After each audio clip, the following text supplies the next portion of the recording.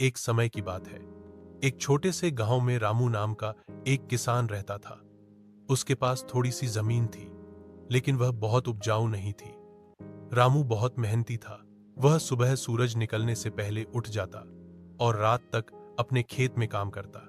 उसकी पत्नी राधा भी उसका हाथ बौंटाती और दोनों मिलकर कड़ी मेहनत करते थे। हर साल रामू अपनी फसल से अच्छी पैदावार की उम्मीद करता, लेकिन कभी सूखा तो कभी बाढ़ उसकी मेहनत पर पानी फेर देती। इस साल भी कुछ ऐसा ही हुआ। गर्मी का मौसम आया तो आसमान से आग बरसने लगी और बारिश का नामो निशान नहीं था। रामू ने बहुत कोशिश की। वह कुएं से पानी निकालकर खेतों को सींचता रहा, लेकिन उसकी मेहनत का कोई फायदा नहीं हुआ। उसकी फसल सूखने लगी और उसके सपने मुरझाने लगे। कर्ज का बोझ उसके सिर पर बढ़ता जा रहा था। उसे अपनी बेटी की शादी भी करनी थी, जिसके लिए उसने गांव के साहूकार से पैसे उधार लिए थे। साहूकार बार बार उसे परेशान कर रहा था।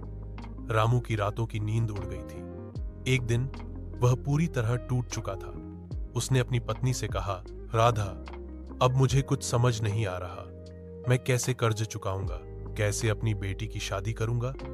राधा ने उसे धीरज बौंधाया और कहा, हार मत मानो रामू, भगवान हमारी मदद जरूर करेंगे। अगले दिन रामू ने हिम्मत जुटाई और अपनी बची हुई थोड़ी सी फसल को बाजार ले गया।